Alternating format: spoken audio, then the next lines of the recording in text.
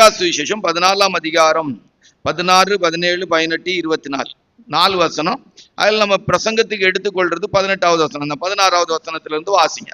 அதற்கு அவர், ஒரு மனுஷன் பெரிய விருந்தை ஆயத்தம் பண்ணி அநேகரை அழைப்பித்தான். விருந்து வேளையில் தன் ஊழியக்காரனை நோக்கி, நீ அழைக்கப்பட்டவர்களிடத்தில் போய், எல்லாம் ஆயத்தமாய் இருக்கிறது வாருங்கள் என்று எல்லாம் ஆயத்தமாய் இருக்கிறது வாருங்கள் என்று சொல்லி அவனை அனுப்பினான். அவர்கள் எல்லாரும் போக்கு சொல்ல தொடங்கினார்கள். அவர்கள் எல்லாரும் என்ன செய்ய தொடங்கினார்கள்? போக்கு சொல்ல தொடங்கினார்கள். ஒருவன், ஒரு வயலை கொண்டேன், நான் அகத்தியமாய் போய் அதை பார்க்க வேண்டும், என்னை மன்னிக்கும்படி வேண்டிக் கொள்கிறேன் என்றான். வேறொருவன், 5 மாடு கொண்டேன், அதை சோதித்து பார்க்க போகிறேன், என்னை மன்னிக்கும்படி வேண்டிக் கொள்கிறேன் என்றான். வேறொருவன், பெண்ணை விவாகம் பண்ணினேன், அதனால் நான் வரக்கூடாது என்றான். அந்த ஊழியக்காரன் வந்து இவைகளை தன் எஜமானுக்கு அறிவித்தான். அப்பொழுது வீட்டெஜமான் கோபம் அடைந்து தன் 24வது வசனத்தை வாசிங்க. அழைக்கப்பட்டிருந்த அந்த மனுஷரில் ஒருவனாகிலும் என் விருந்தை ருசி பார்ப்பதில்லை என்று உங்களுக்கு சொல்கிறேன் என்றான். கர்த்தருடைய பரிசுத்த நாமத்து மகிமை உண்டாகட்டும். இந்த வேத பகுதியில இருந்து நம்ம என்ன தலைப்பு எடுத்துக்கொள்வோம்? சாக்கு போக்கு. பிரசங்க தலைப்பு என்னது? சாக்கு போக்கு. 18வது வசனத்தை வாசிங்க. அவர்கள் எல்லாரும் போக்கு சொல்ல தொடங்கினார்கள். அவர்கள் எல்லாரும் இப்ப எப்படி வாசிங்க? அவர்கள் எல்லாரும் சாக்கு போக்கு சொல்ல தொடங்கினார்கள். சரிதானா? சரியா தப்பா? போன வார பிரசங்க தலைப்பு என்னது? கூமுட்டு. இந்த வார பிரசங்க தலைப்பு என்னது? சாக்கு போக்கு. சரியா? பிரசங்கம் தியானத்துக்கு நேரா போலாம். வாசிங்க போக்கு சொல்ல. அவர்கள் எல்லாரும் போக்கு சொல்ல தொடங்கினார்கள். ஒருவன், ஒரு வயலை போதும். போக்கு சொல்ல சாக்கு போக்கு. நிறைய சாக்கு போக்கு வச்சிருக்கோம் நம்ம எல்லாரும். எல்லா விஷயத்துக்கும் சாக்கு போக்கு வச்சிருக்கோம். ஒரு கூட்டத்துக்கு ஏன் வரல, அதுக்கு சாக்கு போக்கு வச்சிருக்கோம். இது உபவாச ஜபத்துக்கு ஏன் வரல, பைபிள் ஸ்டடிக்கு ஏன் வரல, சாக்கு போக்கு வச்சிருக்கோம். கல்யாண கார்டு கொடுக்கறதுக்கு யாராவது வந்து கூப்பிடுவாங்க, அவங்க கூட தோலான்னு போயிடுவாங்க. ஒரு சடங்கு வீட்டுக்கு கூப்பிடுவாங்க, போயிடுவாங்க. ஒரு ஆஸ்பத்திரிக்கு கூப்பிடுவாங்க, போனதெல்லாம் தப்புங்கிறதுக்கு இல்லை. ஆனா ஒரு கோயிலுக்கு வரணும்னா பிள்ளைகள் டியூஷன் விட்டுருக்கோம், பிள்ளைகள் திரும்பி வந்துடும்னு சொல்லக்கூடிய இடத்துல இருக்கும். பிள்ளைகளுக்கு கஞ்சி காய்ச்சி ஊற்றணுங்கிற இது இருக்கும். இப்படி நிறைய விஷயங்கள்ல நீங்க கவனிச்சு பார்த்தீங்கன்னா நல்ல காரணங்களா இருக்கும். ஆனா சாக்கு போக்கா இருக்கும். அல்லேலூயா. ஆலயத்துக்கு வர்றதுக்கு இருக்கும். சிலர் சொல்லுவாங்க, ஆலயத்துக்கு ஏன் வரலன்னா, இது உபவாச ஜபத்துக்கு வந்தா உபவாச ஜபத்துல ஜபமா நடக்குது அப்படிம்பாங்க. உபவாச ஜபத்துல ஜபமா நடக்குது. மற்ற சபைகள் எல்லாம் பாருங்க, பாட்டு பாடி ஆராதிச்சு ஆசீர்வாதத்துக்கு ஏதுவா ஜெபம் பண்றாங்கன்னு சொல்லுவாங்க. ஒவ்வொரு சபையிலையும் போய் பாருங்க, சில சபைகள் எல்லாம் இருக்கிற பெரிய பெரிய ஆட்கள்லாம் லட்சக்கணக்கில் கோடி கணக்கில் கடன் வாங்கி வச்சிருக்கணும். லட்சக்கணக்கில் அவங்க மனைவி பிள்ளைகள் எல்லாம் உபவாச ஜபத்துக்கு போறவங்க. நான் அந்த சபைக்கு போய் அவங்களுக்கு கிடைச்சிருக்கிற ஆசீர்வாதம், ஒருவேளை கடை வச்சிருக்கலாம், அல்லது தொழில் பண்ணலாம், என்ன வேணா பண்ணலாம். வாங்கி வச்சிருக்கிறது லட்சமான கடன். சிலர்லாம் திருப்பி கொடுக்கறது இல்லை, திருப்பி கேட்கிறவன பயமுறுத்துறதுக்கும் அடிக்கிறதுக்கும் ரெடியா இருக்கிறாங்க. போறதுங்க பெந்தகோஸ்து சபைக்கு அட்டன் பண்றது எது? உபவாச ஜபம். வெளியே சொல்றது என்ன? கர்த்தர் எங்களை ஆசீர்வதிச்சிட. வாங்கின கடனை திருப்பி கொடுக்கறதுல கடனை கேட்கிறவங்கள அடிக்கிறாங்க. அதை கண்டிச்சு அவள் நடத்தப்படுகிற அனுபவம் இல்லை. சபைக்கு காணிக்க கொடுத்தா ஓகே. சாக்கு போக்கு, நல்ல சாக்கு போக்கு. ஆராதனைக்கு வராம இருக்கிறதுக்கு நல்ல சாக்கு போக்குகள் நிறைய பேர் வச்சிருக்கிறான். உபவாச ஜபம் வீட்டிலே இருந்தாலும் சரி, உபவாச ஜபத்துக்கு வருகிறது இல்லை. உபவாச ஜபத்துக்கு வரணுங்கிற எண்ணம் கிடையாது. பைபிள் ஸ்டடிக்கு வரணுங்கிற எண்ணம் கிடையாது. சாக்கு போக்கு. ஒரு நைட் ஜபத்துக்கு வரணுங்கிற எண்ணம் கிடையாது. ஒண்ணும் கிடையாதுங்க, ஒண்ணும் கிடையாது. பிள்ளைகளுக்கு பேரண்ட்ஸ் மீட்டிங் நடக்குதா? கண்டிப்பா போறாங்க. இதெல்லாம் இப்ப சொல்லி நான் சமயத்தை எடுக்க. இப்படி சாக்கு போக்குகள் நம்ம கிட்ட நிறைய இருக்குது. தெய்வ பிள்ளைகள் வச்சிருக்கிற சாக்கு போக்கு இன்றைக்கு நிறைய இருக்கு. அந்த சாக்கு போக்குகள்ல ஒரு குறைவில்லாத அளவுக்கு நம்ம பழகி வச்சிருக்கிறோம். உங்களுடைய காரியம் ஆராதனைக்கு வராம இருக்கிறதற்கு இன்றைக்கு சாக்கு போக்கு இருக்கு. கஷ்டங்கள் வந்தா, வேதனைகள் வந்தா நல்ல தீர்மானம் பண்றாங்க, நிறைவேற்றாங்களான்னா தெரியாது. அதுக்கு நிறைய காரணம் வச்சிருக்கிறாங்க. வைத்துக் கொள்ளுங்கள். நீங்கள் சாக்கு போக்கு சொல்றீங்களா அப்படிங்கிறத பைபிள் படி இப்ப பார்க்க போறோம். அப்புறம் பார்த்தா ஆஸ்பத்திரிக்கு போறதுக்கு சாக்கு போக்கு வச்சிருக்கிறாங்க ஊழியக்காரங்க. விசுவாசிகளை விடுங்க, ஏசப்பா சுகமாக்குறார், விடுதலை ஆக்குறாருன்னு இது சுகமாகுதலின் விடுதலையின்றி கூட்டங்கள் நடத்துற ஊழியக்காரங்களை எடுத்து பார்த்தா மருத்துவமனைக்கு போறதுக்கு சாக்கு போக்கு வச்சிருக்கிறார். ஆனா பிரசங்க பீடத்துல மட்டும் நம்முடைய ஆண்டவர் வந்திருக்கிறார், அருள்நாதர் வந்திருக்கிறார், ஆவியானவர் அசைவாடி கொண்டிருக்கிறார், கர்த்தர் நம்முடைய மத்தியில உலாவி கொண்டிருக்கிறார், இன்றைக்கு உனக்கு அற்புதத்தை செய்வார். இந்த குடுகுடுப்புக்காரன் சொன்ன மாதிரி குடு இந்த வீட்டுக்கு நல்ல காலம் பிறக்குது, இந்த வீட்டுக்கு நல்ல காலம். எனக்கு அப்பெல்லாம் ஞாபகத்துக்கு வராது. அப்படிதான் ஒரே ஒரு காரியம். எனக்கு 6ஆம் வகுப்பு 7ஆம் வகுப்பு படிக்கிற காலத்துல ஒரு நல்ல ஒரு வாத்தியார் இருந்தார். அந்த வாத்தியார் எங்கள்கிட்ட சொன்னார், இந்த குடுகுடுப்புக்காரன், அதாவது எப்படி சொல்லலாம், எனக்கு ஒரு 45 வருஷத்துக்கு முன்னால் நடந்த சம்பவமா சொல்லலாம். அப்பெல்லாம் அந்த குடுகுடுப்புக்காரங்க வருவாங்க, அவன் இந்த வீட்டுக்கு சொல்றது. அப்போ அவர் சொன்னார், அந்த குடுகுடுப்புக்காரன் வந்தான்னா நீங்க கேளுங்க, உனக்கு நான் இப்போ எனக்கு நல்ல காலம் பிறக்கிறது இருக்கட்டு, உனக்கு நீ இப்போ குடுகுடுப்பு சொல்லும் போது உனக்கு நான் காசு தருவேனா தரமாட்டேனான்னு சொல்லுன்னு சொல்றான். அவன் நீ தருவான்னு சொன்னா கொடுக்காத, தரமாட்டேன்னு சொன்னா கொடுத்துரு அப்படின்னு ஒரு வாத்தியார் சொன்னார். உங்களுக்கு புரிஞ்சிருக்கோன்னு நினைக்கிறேன். இப்படிதான் நம்ம ஆட்கள் இன்றைக்கு குடுகுடுப்புக்காரங்க வேலையை தான் பிரசங்க பீடத்துல நின்று ஊழியக்காரங்க செய்யுது. சாதாரணமா சொல்ல போனா ஒரு குடுகுடுப்புக்காரங்க மாதிரி ஆயிட்டாங்க. ஆண்டவர் நம்முடைய மத்தியில வந்திருக்கிறார், இதோ உங்களை ஆசீர்வதிக்க போறார், உயர்த்த போகிறார், எல்லாம் எப்படி எனக்கு சொல்ல தெரியல. ரைட்டா? ஆஸ்பத்திரிக்கு ஓடிடுவாங்க. வியாதி பலகின வந்த உடனே அவங்க குடும்பம் எல்லாம் நம்ம அடிக்கடி இப்ப சொல்ற வார்த்தை தான். நிறைய ஊழியக்காரர்களுக்கு தெரியும், அவங்க ஜெபிக்கிற ஜெபத்தை ஆண்டவர் கேட்க மாட்டார். உண்மையிலே சொல்றேன், சீரியஸா சொல்றேன், அநேக ஊழியர்களுக்கு தெரியும் அவங்க ஜெபிக்கிற ஜெபத்தை ஆண்டவர் என்ன செய்ய மாட்டாரு. இப்போ ஒரு வியாதிக்காக ஜெபிக்கும் போது ஜெபத்தை கேட்பாரு அப்படின்னு சொன்னா அவங்க எப்படி ஆஸ்பத்திரி போவாங்கன்னு எனக்குள்ள ஒரு கேள்வி இருக்கு. சரியா தப்பா? சரியா தப்பா? சரியா? இப்போ இங்க இருக்கிற இந்த தம்பியுடைய பிள்ளைகள் அவங்க அப்பா ஒரு பொருள் வாங்கி கொடுப்பாருன்னு தெரிஞ்சு அவங்க அப்பாட்ட கேட்கும் போது அவங்க அப்பா வாங்கி கொடுக்கிறவரா இருந்தா அவங்க பெரியப்பாட்ட போய் அவங்க அந்த பிள்ளைகள் கேட்குமா, நிக்குமா? இப்போ ஒண்ணு இந்த தம்பி அந்த பிள்ளைகள் வாங்கி கொடுக்காத ஆளா இருக்கணும், 2 கொடுக்க மாட்டேன்னு சொல்லி இருக்கணும். ஒண்ணு என்ன, கொடுக்காத ஒரு நபரா இருக்கணும், பிள்ளைகளுக்காக பிரயாசப்படாதவர். ஒண்ணு மாட்டேன்னு இருக்கணும். அப்பதான் அவங்க இந்த தம்பியுடைய அண்ணன் கிட்ட பெரியப்பா நாட்ட போய், பெரியப்பா எனக்கு துணி எடுத்து தாங்க, பெரியப்பா எனக்கு சாக்லேட் வாங்கி தாங்கன்னு நிக்க வேண்டிய இடம் வந்திருக்கும். அல்லேலூயா. பிரசங்க பீடத்துல நிக்கும் போதெல்லாம் நாங்க சொல்றோம், ஆண்டவர் நம்மை சுகமாக்குற தேவன், நம்மை விடுதலை ஆக்குற தேவன், நம்முடைய ஆண்டவர் பெரியவர், எவ்வளவு வசீகரமா, எவ்வளவு நயவசனிப்பா, எவ்வளவு அவரை பிரஸ்தாபமா சொல்ல முடியுமோ சொல்லுவாங்க. ஆனா அவங்களுக்கு தெரியும் நம்ம ஜெபிக்கிற ஜெபத்தினால அவங்களுக்கும், அதாவது அவங்க ஜெபிக்கிற அந்த பாஸ்டருக்கும் சுகமாகாது, அந்த ஊழியருக்கும் சுகமாகாது, அவங்க மனைவிக்கும் சுகமாகாது, அவங்க பிள்ளைகளுக்கும் சுகமாகாது, சபையில இருக்கிற ஜனங்களும் சும்மா தான் பொய் சாட்சி தான் சொல்லுவாங்க. ஒரு வாரம் நம்ம எடுப்போம் பொய் சாட்சி. பிரசங்க தலைப்பு என்னது? பொய் சாட்சி சொல்லாதிருப்பாயாக, பொய் சாட்சி சொல்லாதிருப்பாயாக, அப்படி ஒரு பிரசங்க தலைப்பு இருக்கு. பொய் சாட்சி. இன்னைக்கு ஊழியர்களுடைய பொய் சாட்சிகள், விசுவாசிகளுடைய பொய் சாட்சிகள். சரியா? அது அப்புறம் ஒரு இப்போ வரும். இப்ப மருத்துவமனைக்கு போறதுக்கு காரணம் வச்சிருக்கிறாங்க. Right, okay. நம்ம இப்ப இதெல்லாம் தியானிச்சிட்டோம்னா இன்னைக்கு பிரசங்கம், முழு பிரசங்கம் தியானிக்க முடியுமான்னு தெரியல. அடுத்து காணிக்க கொடுக்கறதுக்கும் நம்ம ஆட்கள் வாங்குறதுக்கும் கொடுக்கறதுக்கும் நிறைய உதாரணம் இது சாக்கு போக்கு வச்சிருக்கணும். உங்க கிட்ட இருந்து வழிப்பறி கொள்ளையர்கள் மாதிரி நாங்க புடுங்கிறதுக்கும் எங்கள்கிட்ட சாக்கு போக்கு இருக்குது. அது ஊழியக்காரங்க ரொம்ப தேறினவங்க. அத எங்களை போல நடிக்கிறதுக்கு கூட்டமே கிடையாது. ஒரு விசுவாசிட்ட இருந்து அவங்க ஸ்பிரிச்சுவலா வளர்றாங்களோ வளரலையே, காணிக்க வாங்குறதுக்கு எந்த படம்லாம் போடணுமோ அவ்வளவு படத்தையும் போட்டுரும். அதாவது உண்டி நிறையணும். அதே மாதிரி கொடுக்காதவங்களும் கொடுக்காம இருக்கிறதுக்கு நிறைய சாக்கு போக்கு வச்சிருக்கிறாங்க. ஓகே, இப்ப நம்ம பைபிள் வசனத்திலே வரும். இதெல்லாம் நம்ம ரொம்ப காணிக்கையை பொறுத்த வரைக்கும் நம்ம ரொம்ப டீப்பா போகக்கூடாது, நமக்கு இப்ப தேவையில்லாத விஷயம். அடுத்தது உலகத்தின் வேஷம், உலக பிரகாரமான வேஷம், நகை நட்டு ஆடம்பரமா உலக பிரகாரமான வேஷமான வாழ்க்கை வாழ்றதுக்கு நிறைய பேர் சாக்கு போக்கு வச்சிருக்கிறாங்க. ஊழியக்காரங்கெல்லாம் டை அடிக்கிறதுக்கு, எனக்கெல்லாம் தெரிஞ்ச விதத்துல டை அடிக்க ஊழியக்காரங்க தப்பா எடுத்துக்கிட்டாங்க, பரலோகத்துக்கு போவாங்களாங்கிற ரொம்ப சந்தோஷம். ஏன் அப்படி சொல்றேன்னா நல்லா கேட்டுடுங்க. ஒரு விசுவாசி, இந்த தம்பி இளம் வயசுல இருக்கிறாங்க, முடி நரைச்சி போயிருக்கு, ரொம்ப இளம் வயசு, ஓகே. ஆனா ஒரு 55 வயசெல்லாம் ஆகி 50-55 வயசெல்லாம் ஆகி பிள்ளைகளை கல்யாணம் எல்லாம் பண்ணி கொடுத்துட்டெல்லாம் அடிக்கிறாங்கன்னா உண்மையிலே சீரியஸா சொல்றேங்க, தப்பா எடுத்துக்கிட்டாங்க. ரட்சிப்பின் சந்தோஷத்தை விட, என்ன சந்தோஷத்தை விட?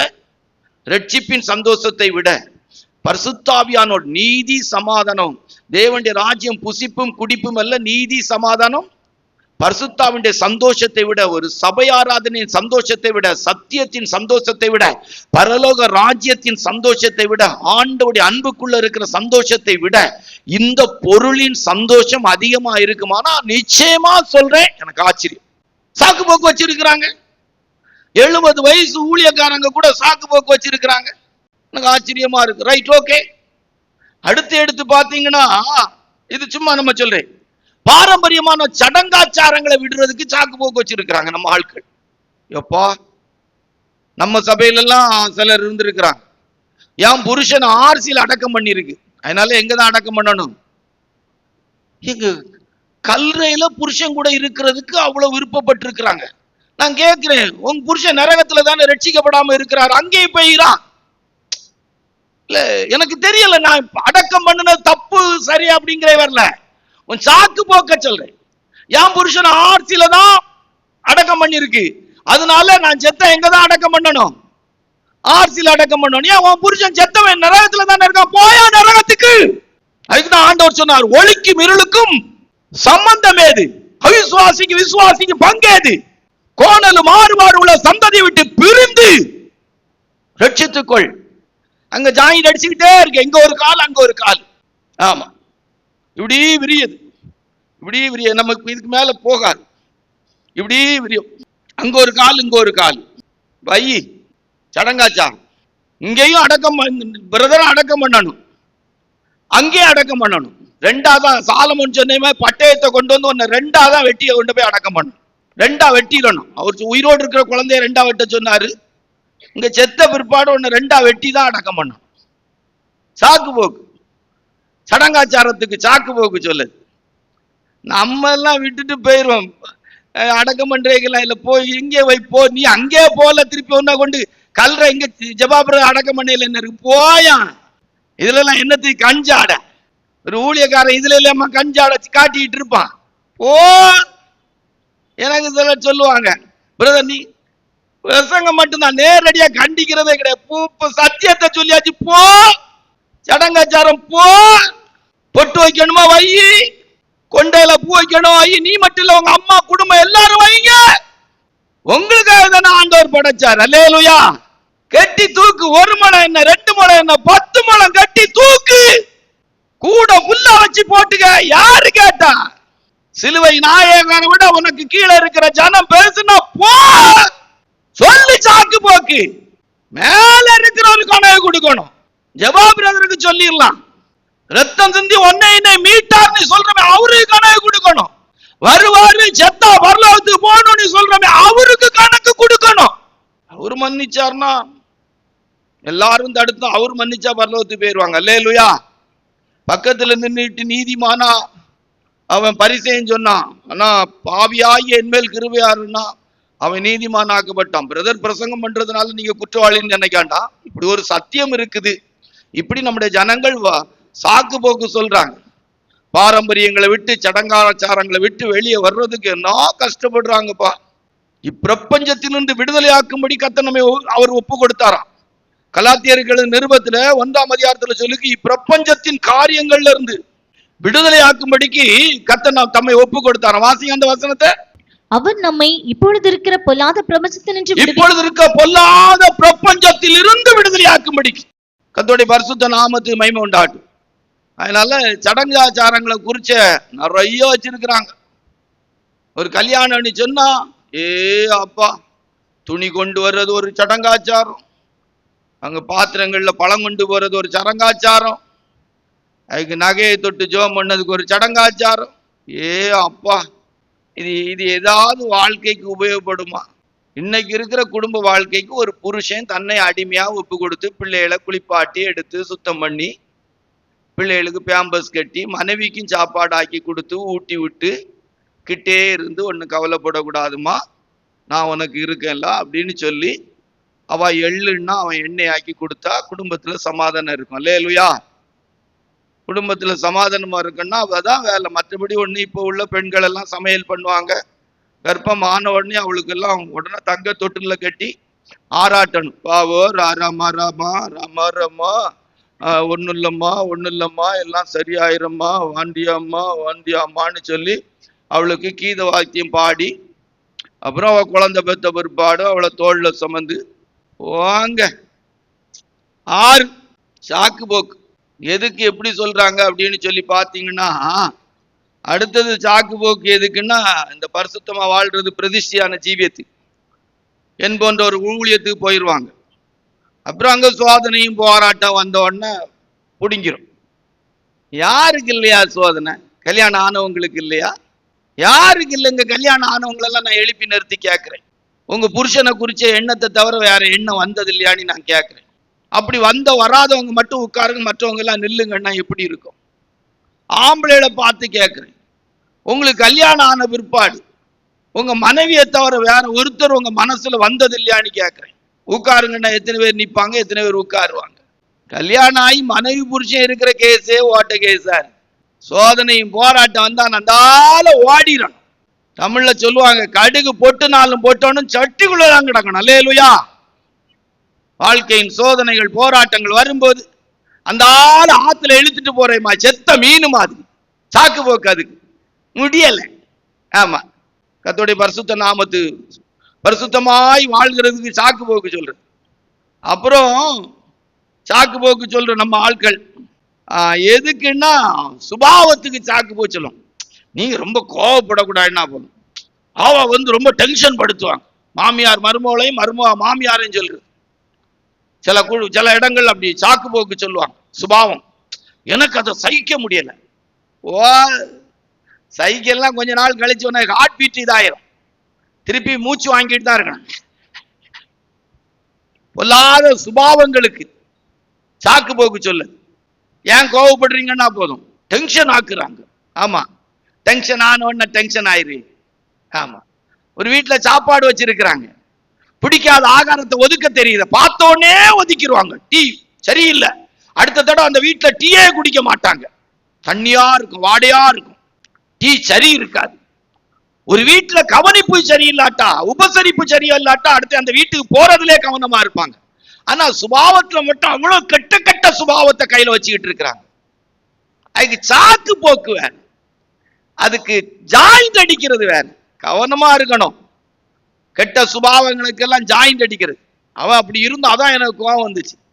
நல்லா ரோட்ல போகும்போது வண்டிகள்லாம் வித்தியாசமா போகும்போது வருத்தம் போல மனசுல வந்துச்சுன்னா ஆண்டவர் சொல்ல, வருத்தமே பற்றாத, அவன் எந்த சூழ்நிலையோ போறான், நீ என் கூட இருக்கிறா, என் அன்புல இருக்கிறா, துதிச்சுக்கிட்டு இருக்கிறா, நல்ல ஸ்தோத்திரம் பண்ணிக்கிட்டு போறவன், நீ ஏன் நிதானத்தை எனக்கு? அவன் போயிட்டு போறான், உனக்கு என்ன இருக்கு?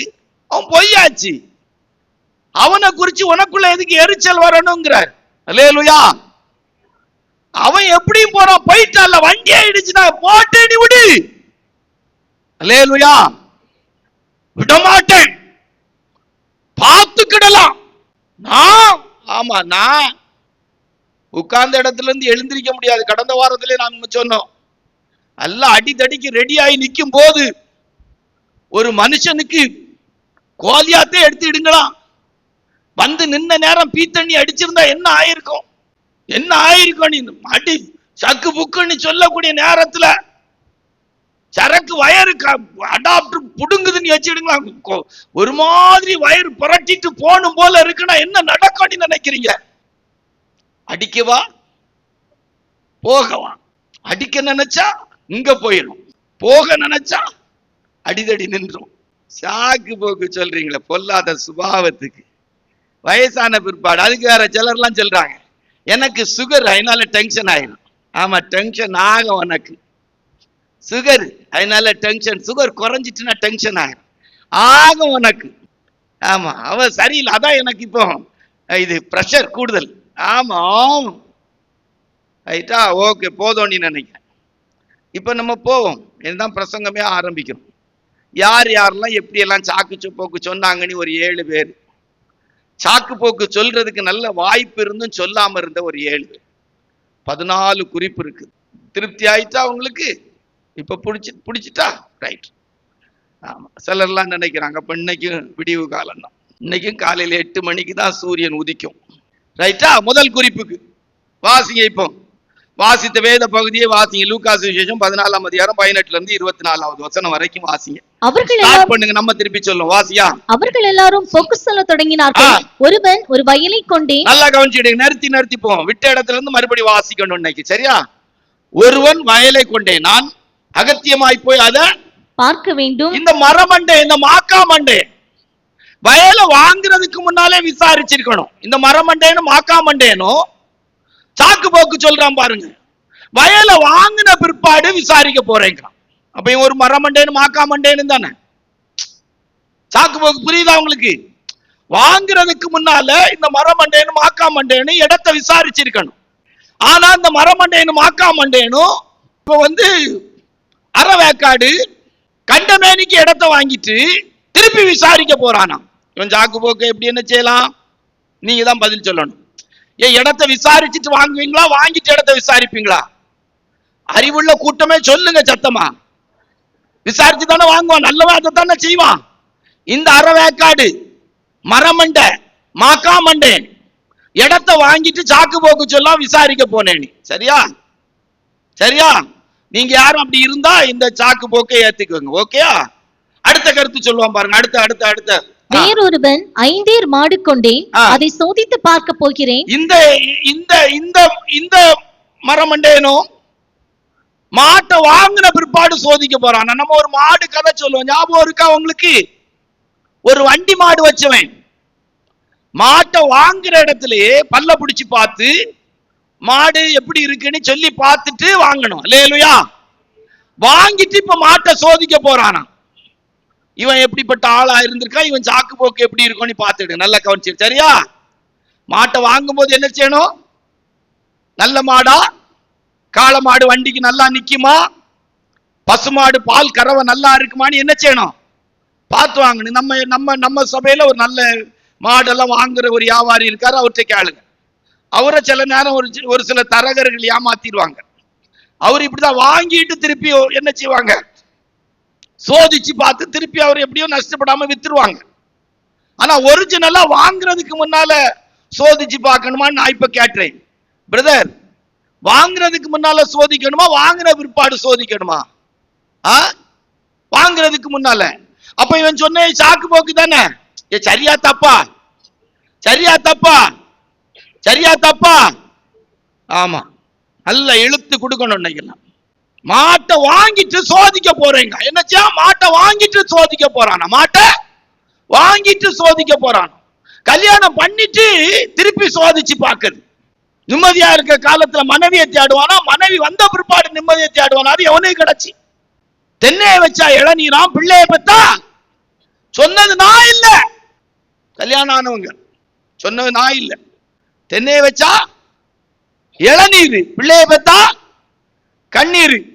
ஆமா, இப்ப சிலர்லாம் ரெடி ஆயிட்டே இருக்கிறாங்க. படிங்க போங்க, நல்லா மூக்கும் கண்ணு வடியட்டான். அதுக்குதானே ஆண்டவர் உங்களை வச்சிருக்கிறது. அல்லேலூயா. இருக்குது பாருங்க உங்களுக்கு எல்லாம். இப்ப அடுத்த ஆள் அடுத்த சொல்லலாம் பாருங்க. ஒருத்தன் சாக்கு போக்கு. வேறொருவன் பெண்ணை விவாகம் பண்ணினேன், அதனால் நான் வரக்கூடாது என்றான். ஒருத்தன் கல்யாணம் ஆனா முதல்ல எங்க போவான்?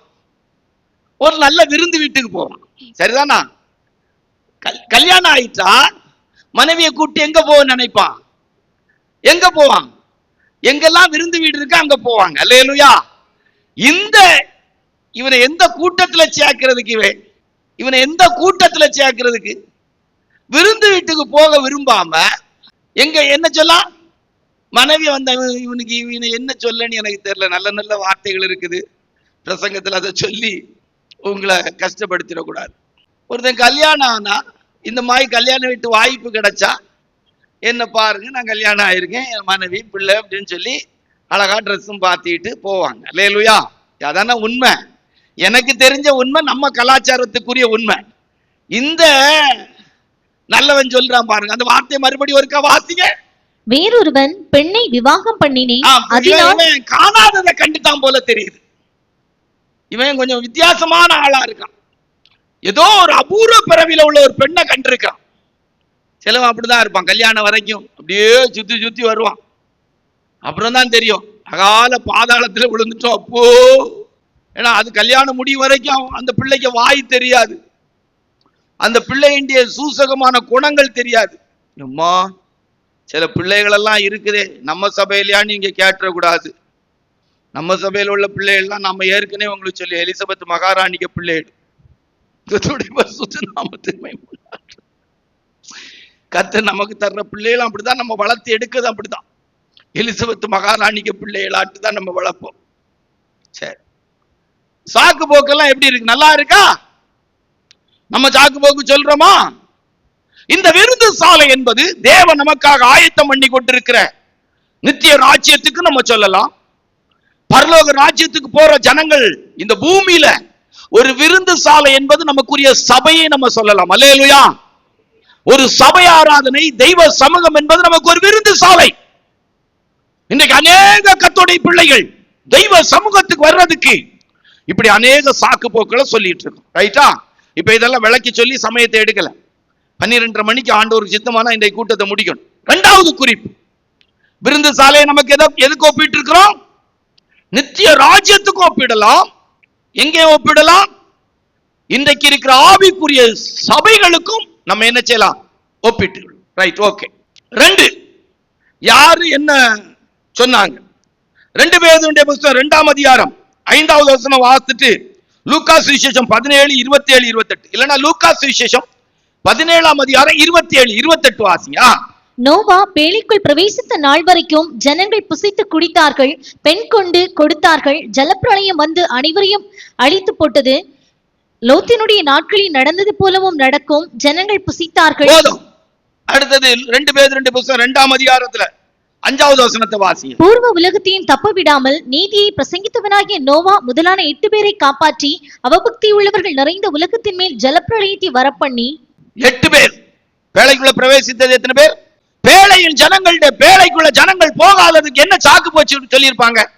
பெண் கொண்டும் பெண் கொடுத்தும் புசித்தும் கொடுத்தும் ரொம்ப தேவகுமார் மனுஷகுமாரத்திகள் அழகுள்ளவள் என்று பெண் கொண்டார்களாம். தேவகுமார் மனுஷகுமாரத்திகள் அழகுள்ளவர்கள் என்று என்ன செய்தாங்களாம்? பொன் கொண்டாங்களாம். இப்ப அப்படிதான் நல்ல பெந்தகோஸ்த மார்க்கத்தில் இருக்கிற தெய்வ பிள்ளைகள் கூட உலகத்தில் இருக்கிற தங்களை சிங்காரித்து நடக்கிற பிள்ளைகளை பார்த்தா விருப்பம் வருது. நிறைய பாஸ்டர்ஸ் பையமாறு பாஸ்டர்ஸ் பிள்ளைகள் கூட மாற்று கல்யாணத்துக்கு எல்லாம் போயாச்சு. ஆமா, இவங்க என்ன சாக்கு போக்கு சொல்லியிருப்பாங்க? என்னுடைய கற்பனையிலிருந்து சொல்லுறேன், சரியா? என்னுடைய தியானத்திலிருந்து உங்களுக்கு சொல்றேன். பேழைக்குள்ள நல்ல சாப்பாடு என்ன செய்யாது? கிடையாது. பேழைக்குள்ள என்ன கிடையாது? நல்ல சாப்பாட்டுக்கு வாய்ப்பு இல்லைங்க. ஏன்னா இவங்க சாப்பிடுறவங்க. தாத்தா பேழைக்கு வந்துருங்க, பேழைக்கு வந்துருங்க, மனம் திரும்பிங்கன்னு சொன்னா நல்ல சாப்பாடு. நம்ம ஆட்களுக்கெல்லாம் இப்ப சாப்பாடு. ஆமா, எனக்கு தெரிஞ்சு நம்ம மாவட்டத்துல எல்லாம் எடுத்து பார்த்தீங்கன்னா டீ கடை, ஹோட்டல் பெருகிட்டே இருக்கு.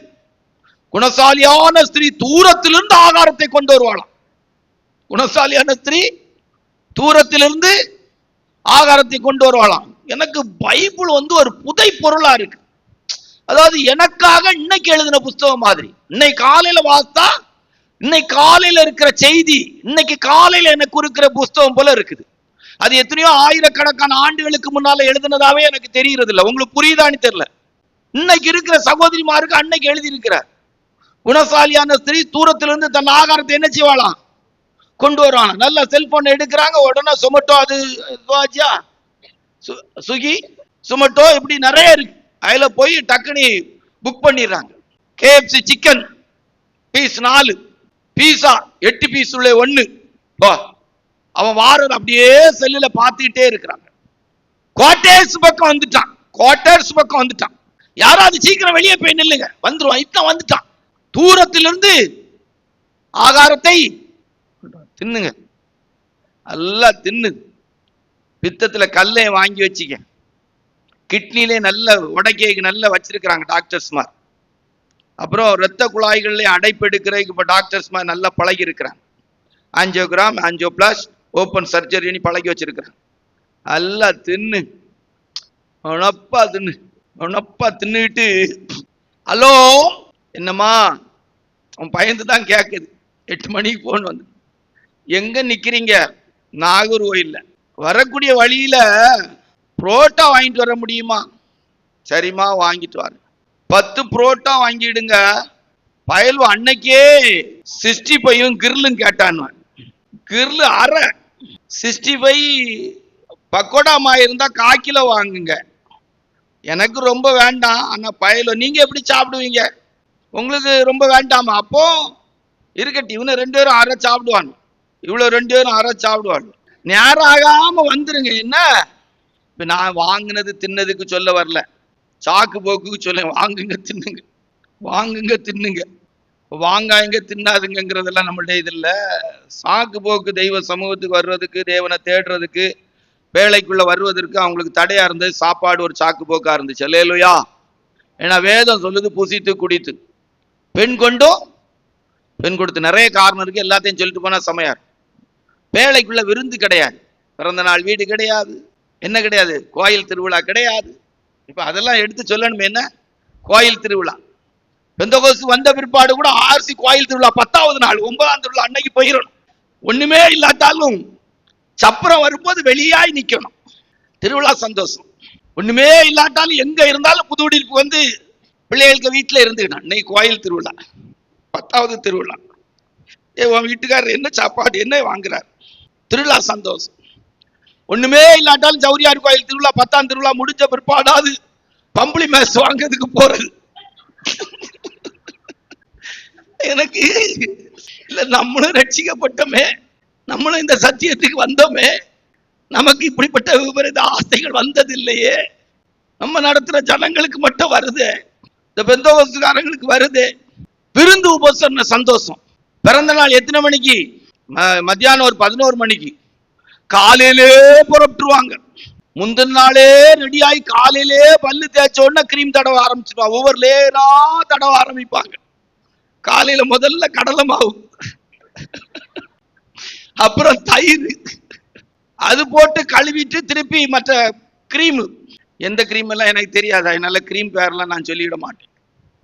அப்புறம் பவுடர் எல்லாம் போட்டு 11 மணிக்கு 9:45 ரெடி ஆயிடுவாங்க. வெக்க கூடுதல்னால வேர்வை வடியும். அங்க போனா வேர்வை வடியும். இவங்களுக்கு கண்ணாடியும் பார்க்க முடியாம திகச்சு நிப்பாங்க. முகம் எப்படி இருக்குன்னு தெரியலையே. திருப்பி போட்டால பார்த்தா தான் தெரியும். ஒரு நதி 6 ஆறுகளாய் புரண்டு போன மாதிரி. அப்பதான் யோசனை வரும், பிரதர் சொன்ன மாதிரி பவுடர் போடாம போயிருந்தா நல்லா இருந்திருக்குமோ. நோவா காலத்து ஜனங்களுக்கு நிறைய சாக்கு போக்கு இருந்துங்க. சாப்பாடு கிடைக்காது, விருந்து உபசரணை கிடையாது, இச்சையின் வாழ்க்கை வாழ முடியாது, நிறைய சொன்னாங்க. காரணம் நிறைய இருந்துச்சு. மனம் திரும்பின மனிதர்கள் அல்லது அதுக்கு முன்னால பூமியில நடந்த நியாய தீர்ப்பினுடைய சம்பவங்கள் எதுவும் கிடையாது. முன்னுதாரணமான காரியமா கர்த்தர் ஜனங்களை அழித்தார், இப்படி அழிப்பார் அப்படிங்கிறதெல்லாம் இல்லை. நிறைய சாக்கு போக்கு வச்சிருந்தாங்க. ரொம்ப கேர்ஃபுல்லா இருங்க, பேழையின் வாழ்க்கை இழந்துறாங்க. பேழை என்பது நமக்கு கிறிஸ்துவை காட்டுகிறது. அல்லேலூயா. எது எப்படி ஆனாலும் சரி, கிறிஸ்துவாகிய பேழைக்குள்ள வந்துருங்க. அல்லேலூயா. சபை மட்டும் பேசிட்டு போறதோட கிறிஸ்துவாகிய பேழைக்குள்ள நீங்க இருக்கிறீங்களா நீ கன்ஃபார்ம் பண்ணிடுங்க. அல்லேலூயா. நம்ம அடிக்கடி பாடுற ஒரு பாட்டு உண்டு, திறவுண்ட வாசல் அடைபடு முன் நொறுங்குண்ட மனதாய் முன் செல்வோர் யார், நாட்கள் கொடியதாய் மாறிடுதே, காலத்தை ஆதாயம் செய்திடுவோம், நாட்கள் கொடியதாய் மாறிடுதே, காலத்தை ஆதாயம் செய்திடுவோம். அல்லேலூயா. ரொம்ப கவனமா இருங்க. நோவாவின் காலத்துல என்ன சம்பவிச்சா அது மனுஷகுமாரனாய் ஆண்டவராய் இயேசுவின் வருகையின் காலத்துல நடக்கும். எனக்கு ஆண்டவர் சொன்ன சில வார்த்தையில எல்லாம் ஆண்டவர் பார்த்தா வருத்தமா கேட்பேன், ஏன் ஆண்டவரை இப்படி சொல்லிட்டு போயிட்டீங்கன்னு சொல்லி. உண்மையில சீரியஸா சொல்றேன், ஏன்பா இப்படி சொன்னீங்க? அதுல முதல் வார்த்தை என்ன தெரியுமா? ஆண்டவர்கிட்ட நேரடியா கேட்டா, கேட்கலங்கிற எல்லாம் மனசுல இருக்கிற அப்படியே சொல்றேன், மனுஷகுமாரன் வரும்போது பூமியில விசுவாசத்தை காண்பாரோ அப்படின்னு சொல்லிட்டீங்களப்பா. நீங்க சொன்னதுனாலதான் இவன் இப்படி இருக்கானா, இல்ல நீங்க ஏன்பா இப்படி சொன்னீங்கன்னு எங்க அப்பாட்ட கேட்கணும் போல இருக்கு. அல்லேலூயா. மனுஷகுமாரன் வரும்போது பூமியிலே அவ்வளவு ஊழியக்காரன் விசுவாசத்தை பற்றி பேசுறாங்க, விசுவாச வாழ்க்கை வாழலையப்பா. அடுத்து நோவாவின் காலத்துல என்ன சம்பவிச்சு அது மனுஷகுமாரன் வரும்போது காலத்திலும் சொல்லிட்டீங்களேப்பா. நீங்க வாழ்ந்த நாட்கள் இல்லையே, எங்களுக்குரிய நாட்களுக்கு அன்னைக்கே சொல்லிட்டீங்களேப்பா. அவ்வளவு புசிப்பும் குடிப்பும் பெண் கொண்டும் பெண் கொடுத்தும் கொண்டாட்டம் தான். ஆமா, காடு மாசத்துக்கு 10 காடு 15 காடு தேடி வருது. ஒரே நாள் மத்தியானம் 2 கல்யாணம், ராத்திரி 2 கல்யாணம், 2 நோவா, சரியா? 3 ரைட்டா? யாரு எப்படின்னு பார்ப்போம். 1 சாமுவேல் 15ஆம் அதிகாரம் 19 இருந்து 21 வரைக்கும். 1 சாமுவேல் 15 19 இருந்து 21. இப்படி இருக்க நீர் கர்த்தருடைய சொல்லை கேளாமல் கொள்ளையின் மேல் பறந்து கர்த்தருடைய பார்வைக்கு பொல்லாப்பானதை செய்தது என்ன என்றான்.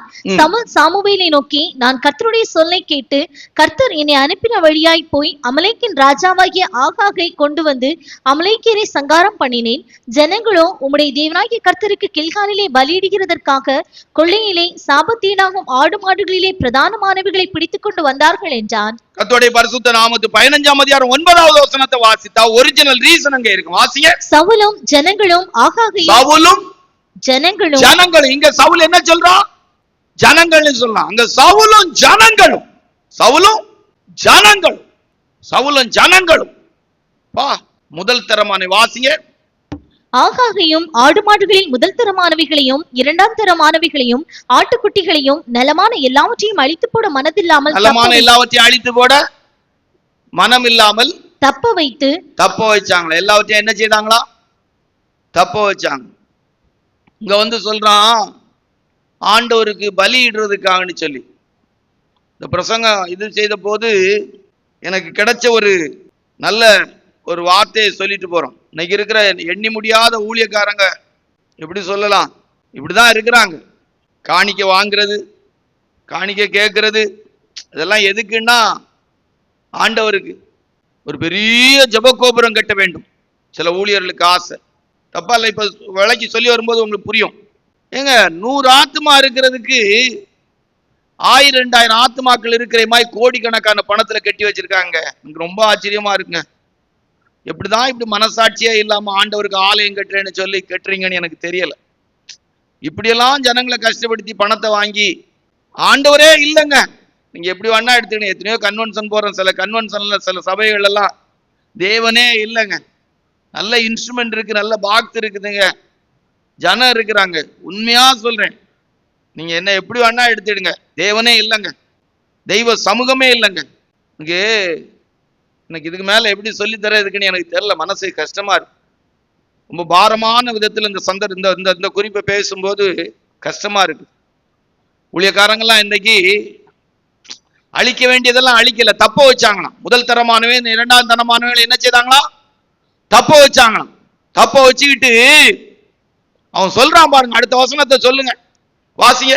அந்த 22, 23 வாசிங்க. சாமுவேல் தீர்க்கதரிசி என்ன சொல்றானி பாருங்க. சாமுவேல் தீர்க்கதரிசி என்ன சொல்றானி பாருங்க. அதற்கு சாமுவேல் கர்த்தருடைய சத்தத்திற்கு கீழ்ப்படிகிறதை பார்க்கிலும், கர்த்தருடைய சத்தத்துக்கு கீழ்ப்படிகிறதை பார்க்கிலும், சர்வாங்க தகனங்களும் சர்வாங்க தகனம், அப்படி உன் சொந்த வாழ்க்கையில ஆண்டவருக்கு பிரியமான வாழ்க்கை பயன், அப்படிப்பட்ட ஒரு ஜீவியத்தை விட சர்வாங்க தகனம். இப்ப ஆலயம் கட்டுகிறதும், ஆலயம் வேண்டாங்கிறதுக்கு நான் பிரசங்கம் பண்ணல.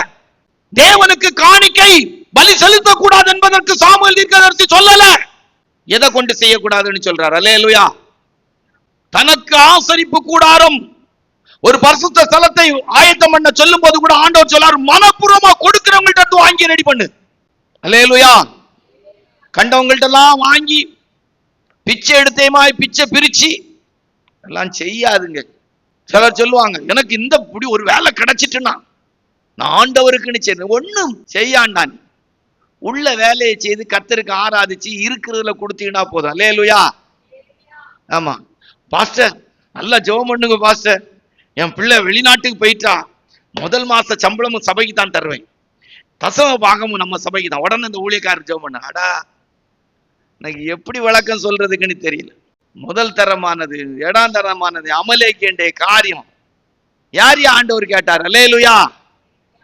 ஆமா, சாக்கு போக்கு சொல்றது. முதல் தரமான 2ஆம் தரம் உனக்கு வேணும்னா வேணும்னு சொல்லலாம். அல்லேலூயா.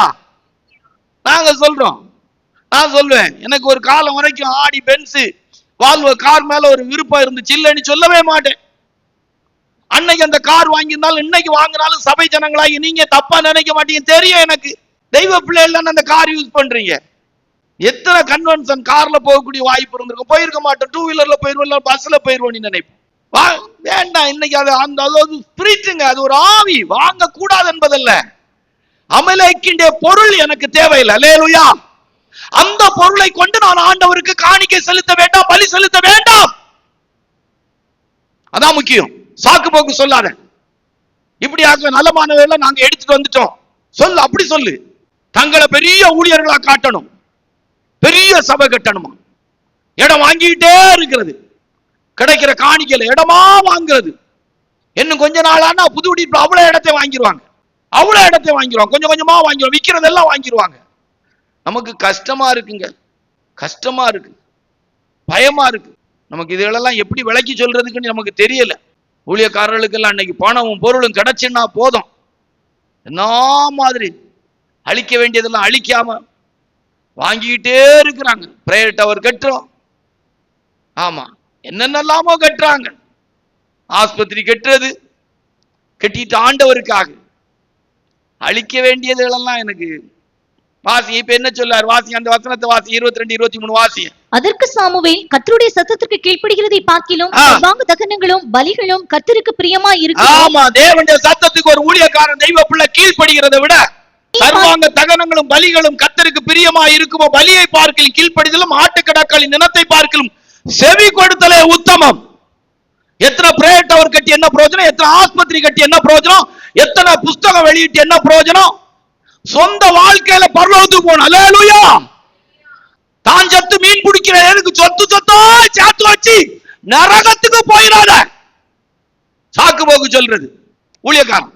ஏழப்பட்டது இல்லாதவங்க எவ்வளவு விசுவாசிகள் இருக்கா, எவ்வளவு ஜனம் இருக்கிறா, எல்லாரும் கூடியா பணமா சேர்த்துக்கிட்டு இருக்கிறியே, இடமா வாங்கிட்டு இருக்கிறியே, அறிவே இல்லை உனக்கு, தேவன் உன்கிட்ட பேசுறதே இல்லையா? வாரி இறைத்தானா, நீ வாங்கி வாங்கி சேர்த்துக்கிட்டே இரு. அழிக்கப்பட வேண்டிய அமலேக்க வேண்டிய ஆடு மாடு எல்லாம் கொண்டு வந்துட்டு ஆண்டவருக்கு பலி செலுத்த, கர்த்தருக்காக ஒரு ஆலயத்தை கட்ட விரும்பினேன். ஆலயம் கட்டாயங்கிறதுக்கு சொல்ல வரல, தேவைக்கு கட்டுங்க. அல்லேலூயா. ஒரு அளவுக்கு மேல அந்த பூமியில சேர்க்காதுங்க, கையில பணம் வைக்க விரும்பாதுங்க. எந்த அளவுக்கு அதை செலவழிச்சு விசுவாச வாழ்க்கையை வாழ முடியுமோ அப்படி பழகுங்க. அல்லேலூயா. தேவனோடு உள்ள உறவுன்ற அனுபவத்தை பாருங்க. வாசிங்க, அடுத்த வசனம் வாசிங்க, 24. பண்ணுதல் பில்லிசூனிய பாவத்திற்கும் முரட்டாட்டம் பண்ணுதல் அவபக்திக்கும் விக்கிரகாராதனைக்கும் சரியா இருக்கிறது. நீ கர்த்தருடைய வார்த்தையை புறக்கணித்தபடியினாலே அவர் உம்மை ராஜாவா இராதபடிக்கு புறக்கணித்து தள்ளினார். சாக்கு போக்கு சொன்னேனால ஆண்டவர் புறக்கணிச்சிட்டார். கவனமா இருக்கணும். அங்க போனா, வெளிநாட்டுல போனா, சம்பாதிச்சா, என் பிள்ளைக்கு வேலை கிடைச்சிட்டுன்னா பாஸ்டர் இதெல்லாம் சொல்லி பிள்ளைகளை ஸ்பிரிச்சுவல் லைஃப் அழிச்சிடாங்க. அல்லேலூயா. சாப்பாட்டுக்கே வழி இல்லாட்டாலும் கர்த்தரை ஆராதிக்கிற கூடியத்துல வாழ பழகுங்க. அல்லேலூயா. சம்பாதிக்கிற பணமும் பொருளும் கூட வராது, சொத்து சுகம் கூட வராதுங்கிற மறுபடி சொல்றோம். 4 யார் என்ன சாக்கு போக்கு சொன்னாங்க அப்படிங்கிறத தியானிச்சோம்னா, ஆதியாகமம் 2ஆம் அதிகாரம் 15வது வசனத்தை வாசித்துட்டு 3ஆம் அதிகாரம் 1, 9, 12 வாசிய. தேவனாகிய கர்த்தர் மனுஷனை ஏதேன் தோட்டத்தில் அழைத்துக் கொண்டு வந்து அதை பண்படுத்தவும் காக்கவும் வைத்தார். மனுஷனை ஆண்டவர் படைச்ச போது ஏதேன் தோட்டத்துக்கு வந்து என்ன செய்ய வச்சாரா? பண்படுத்தவும் காக்க வச்சாரு. ஆதாமுக்கு என்ன வேலை? பண்படுத்தணும். 3ஆம் அதிகாரத்துல வரும்போது என்ன நடந்திருக்கு? 1வது வசனத்தை வாசிங்க. தேவனாகிய கர்த்தர் உண்டாக்கின சகல காட்டு ஜீவன்களை பார்க்கிலும் சர்ப்பமானது தந்திரமுள்ளதாய் இருந்தது. அது ஸ்திரீயை நோக்கி, நீங்கள் தோட்டத்தில் உள்ள சகல விருட்சங்களின் கனியையும் புசிக்க வேண்டாம் என்று தேவன் சொன்னது உண்டோ என்றது. ஸ்திரீ சர்ப்பத்தை பார்த்து, போதும், இங்க ஒரு ஆள் மிஸ் ஆகுது. யார் மிஸ் ஆகா? வேலை என்ன? பண்படுத்தணும், காக்கணும். பண்படுத்தணும். கல்யாணம் ஆனா மனைவியை சரியா கவனிக்கணும், புருஷனை சரியா கவனிக்கணும், பிள்ளைகளை சரியா கவனிக்கணும், சபை ஊழியம் என்று சொல்ல கவனிக்கணும். ஒரு ஊழியக்காரர் சொல்றாரு, நல்ல சாட்சி, எனக்கு ரொம்ப கேட்ட போது சந்தோஷமா இருந்துச்சு. நான் ஆண்டவர்கிட்ட சொன்னேன், 50-100 ஊழியக்கார ஜனங்கள் எல்லாம் எனக்கு ஊழியமே வேண்டான்னு, அதனால ஆண்டவர் எனக்கு ஆயிரக்கணக்கான ஆத்மாக்கள் தந்திருக்கிறாரு அப்படின்னாங்க. அதுல அவருடைய சாட்சியில நான் கேட்ட ஒரு சில வார்த்தை எனக்கு ரொம்ப இதா இருந்துச்சு. ஆராதனைக்கு தூத்துக்குடியில இருந்து வராங்க, மதுரையில இருந்து வராங்கன்னாங்க. நல்ல விஷயம். அவர் கன்னியாகுமரி மாவட்டத்துல பிரசங்கித்த இடத்துல உள்ள நிறைய சபையில உள்ள தெய்வ பிள்ளைகள் அவருக்கு சபைக்கு போறாங்க. எனக்கு எப்படின்னு சொல்ல தெரியல. வருத்தமா சொன்ன ஊழியர்கள் இருக்கிறாங்க. எங்க சபையில இருந்து கூட 2 குடும்பம் போயிட்டு பாஸ்டர் அப்படின்னாங்க. இப்ப நீங்க எந்த சபையில இருந்து அவர்கிட்ட போட்டு அது தப்பு சரியா அது ஆண்டவர் விசாரிச்சுட்டு போறாரு. ஏன் உங்க சபையில இருக்கிற எல்லா தெய்வ பிள்ளைகளை நீங்க விசாரிக்கக்கூடிய இடத்துல இருக்கிறீங்களா? எல்லா விசுவாசிகளும் உங்க கண் பார்வைக்குள்ள உங்க கண்காணிப்புக்குள்ள இருக்கிறாங்களா? அல்லேலூயா. உங்க சபையில இருக்கிற எல்லா ஆத்துமாக்களுடைய பேரை சொல்லி ஒவ்வொரு நாளும் நீங்க ஜெபிக்கக்கூடிய இடம் இருக்குதா? கண்டிப்பா இருக்கணும். அப்படி இல்லைன்னா ஒரு ஊழியக்காரெல்லாம் ஜனத்திட்ட வாங்கி தின்னதுக்கு கண்டிப்பா ஒரு கடைசி நாள் வரும்போது கணக்கு கொடுத்தே ஆகும். இல்ல நரகம் தான். மந்தை மேய்க்கும் போது கவனமா மேய்க்கணும், பண்படுத்தவும் காக்கவும். ஆள் கூட்டம் நான்லாம் என் லைஃப்ல சொல்றேங்க, 100 பேருக்கு மேல ஆண்டோடைய கிருபை. அதனால நான் யோக்கிய எனக்கு நல்ல முத்திரை குத்திருங்கன்னு இல்லை, எனக்கு நடத்துற அளவுக்கு போகணும். ஒரு 100 ஆத்மா இருந்தா போதும். இன்னைக்கு அதுதான் கேட்க, 80ல இருந்து 100 ஆத்மா இருந்தா போதும். அல்லேலூயா. உண்மையா சொல்றேன், 80ல இருந்து 100 பேர் இருந்தா போதும். ஒவ்வொருத்தருக்காக டெய்லி ஜெபிக்கணும், டெய்லி ஸ்தோத்திரம் பண்ணணும். அந்த ஜனம் நம்ம கண் பார்வைக்குள்ளே இருக்கணும். அல்லேலூயா. இப்ப என்ன நடந்துச்சு? ஏவாள் பேச ஆரம்பிச்சாச்சு. இப்போ 9வது வசனத்துக்கு வரும்போது, அப்பொழுது தேவனாகிய கர்த்தர் ஆதாமை கூப்பிட்டு, நீ எங்கே இருக்கிறாய் என்றார். எங்கே இருக்கிறாய்? எங்கே இருக்கிறாய்? விசாரணை நடக்குது. 12வது வசனத்துல இப்ப சாக்கு போக்கு சொல்ல ஆரம்பிக்கிறார் ஆதாமும் ஏவாளும். வாசிங்க. அதற்கு ஆதாம், என்னுடனே இருக்கும்படி தேவரீர் தந்த ஸ்திரீயானவள் அவ்விருட்சத்தின் கனியை என் மாம்சமும் என் எலும்புமா இருக்கிறாள் என்று சொல்லி ஏவாளி பேரிட்டான். அந்தர் பல்டி அடிச்சாரு பாருங்க, அந்தர் பல்டி அடிச்சாங்க. கல்யாணம் பண்ணி வைக்க வேண்டிய வயசுல கல்யாணம் பண்ணி வைக்கலாம், தெக்கு புக்கு தின்னு வாங்க. சபைக்கு போனா சபைக்கு போறது இல்ல, சைட் அடிக்க போறது. சபைக்கு போனா சபைக்கு போறது இல்ல, சைட் அடிக்க போறது. அப்புறம் கல்யாணம் பண்ணிட்டு வசம் இல்லாம மாட்டிக்கிட்டோமே. கவனமா இருக்கணும். மார்க்கத்துக்குள்ள வந்த பிற்பாடு கவனமா இருக்கணும். சில பாஸ்டர்ஸ் அவங்க பொம்பளை பிள்ளைகளை கொண்டு வந்து முன்னுக்கு பாட்டுக்கு நிறுத்தி வச்சிருப்பாங்க. முன்னால பாட்டு கேட்டுக்கிட்டே இருந்தவன் கரெக்ட் பண்ணிட்டு போயிடுவான். சில பயலோட முன்னுக்கு நிறுத்தி பாட்டு பாடுவாங்க, அவன் முன்னுக்கு அவங்க மகளை கரெக்ட் பண்ணிட்டு போயிடுவான். எதுக்கு இதை சொல்றோம்? திருப்பி சொல்றது, நீங்க தானே கொயர்ல எங்களை சேர்த்து விட்டீங்க, கொயர்ல எங்களை சேர்த்து விட்டீங்க. நம்முடைய லைஃப்ல கவனமா இருக்கணும். அந்த பல்ட்டி அடிச்சாரு. என்ன சொன்னாங்க? நீர் தந்த ஸ்திரியானவள். கொடுத்த போது என்ன சொன்னாரு? என் மாம்சமும் என் எலும்புமா இருக்கிறாள். இப்ப அப்படியே பெல்ட் அடிச்சிட்டார். ரைட்டா? ரொம்ப கவனமா மார்க்கத்துக்குள்ள வந்த பிற்பாடு கவனமா இருக்கணும். இப்ப இந்த அம்மாட்ட கேட்டாங்க பாருங்க. இப்ப அதை நம்ம கொஞ்சம் விலைக்கு சொல்லிட்டு போவோம். 13வது வசனத்துல உடனே ஆண்டவர் வந்து அந்த அம்மாட்ட விசாரணை நடத்துறார். வாசிங்க. அப்பொழுது தேவனாகிய கர்த்தர் ஸ்திரீயை நோக்கி, நீ இப்படி செய்தது என்ன என்றார். ஸ்திரீயானவள், சர்ப்பம் என்னை வஞ்சித்தது, நான் புசித்தேன் என்றாள். ஆமா, பார்த்து நல்லா இருக்குன்னு நான் அடிக்கடி இந்த சப்ஜெக்டை நினைக்கும் போது நினைப்பேன், சாயங்காலம் ஒருத்தர் வருவார்ல படைச்சவர், உங்ககிட்ட சாப்பிடாண்டான்னு சொன்ன பழம்ல, விஷப்பழம்னு சொன்ன பழம். என்ன பழம்? அப்படித்தானே ஆண்டவர் சொன்னாரு, இதை சாப்பிடுற நாள்ல விஷப்பழம்னு சொன்னது. அது எவ்வளவு நல்லா இருக்கட்டும். ஒருவேளை நீ பறிச்சிருக்கவே வேண்டாம். அவர் வந்த உடனே பகலின் குளிர்ச்சியான வேலையில வந்திருப்பார்ல, வந்த உடனே என்ன செய்திருக்கணும்? ஆண்டவரே, நான் இப்படி சாத்தான் வந்தான், சாத்தான் இல்ல சர்ப்பம் பேசிச்சு, இந்த பழத்தை பறிச்சு சாப்பிட்டதுக்கு சாப்பிடலாமா சாப்பிடக்கூடாது? இல்ல பழத்தை பறிச்சாச்சு, சாப்பிடலாமா சாப்பிடக்கூடாது? கேட்டிருக்கலாமா கேட்டிருக்க கூடாது? அப்படியே இல்ல பைபிள் படி அவ ஆண்டவருக்கு முதல்ல கொடுத்துட்டு தானே சாப்பிட்டுருக்கணும். அதானே ஒழுங்கு, என் கணக்குல அதானே ஒழுங்கு. எவ்வளவு மைண்ட் வாஷ் பண்ணப்பட்டிருக்கா பாத்தீங்களா? சர்ப்பம் என்னை வஞ்சித்தது. யோசித்து பாருங்க. நம்முடைய லைஃப்ல நமக்கு விளக்கப்பட்டதெல்லாம் நம்ம எடுத்துட்டு நம்ம லைஃப்ல சாக்கு போக்கு சொல்லக்கூடாது.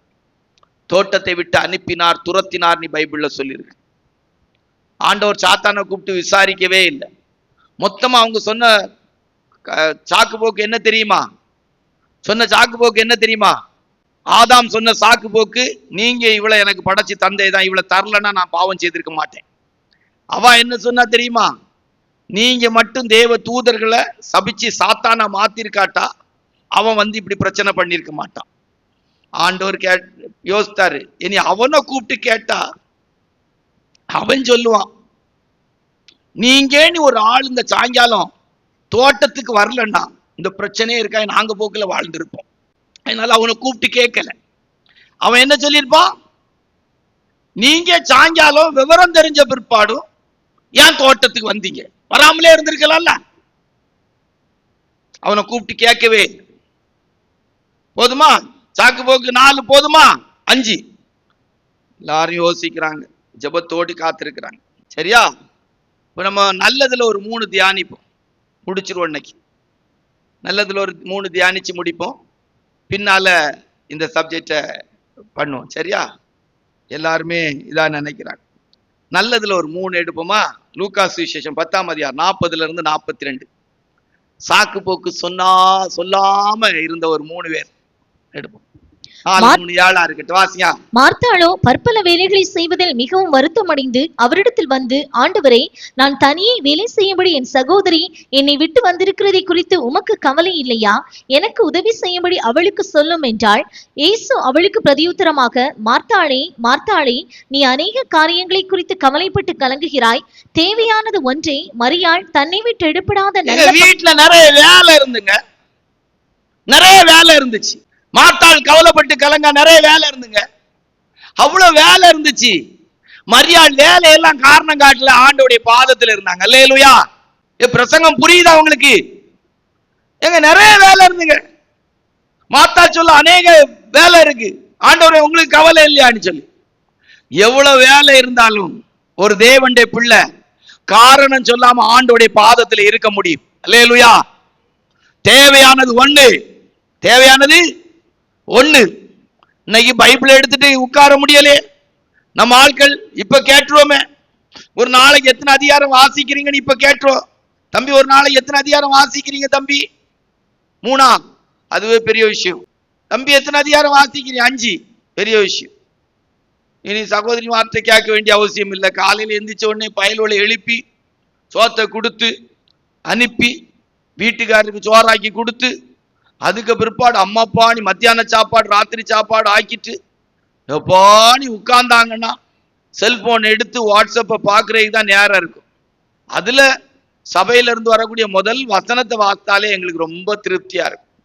அது எங்களுக்கு ஒரு பெரிய ஆறுதல். எனக்கு ஆச்சரியமா இருக்குங்க.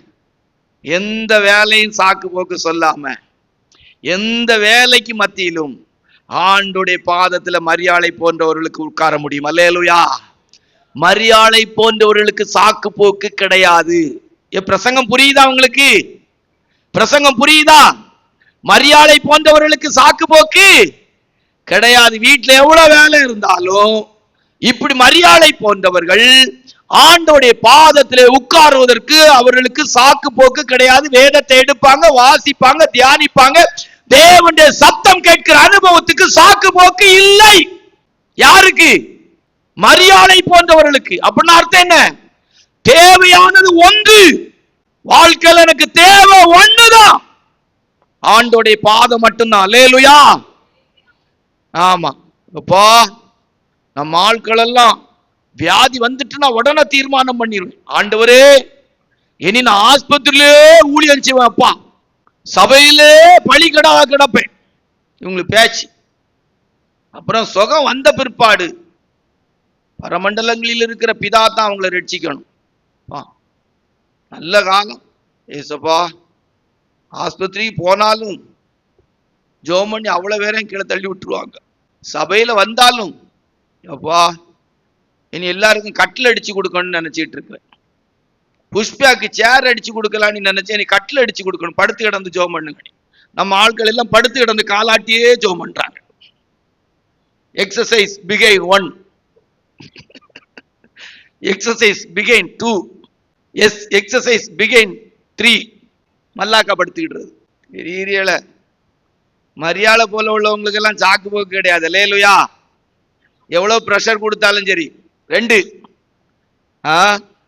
யாரு அப்படின்னு பார்ப்போம்.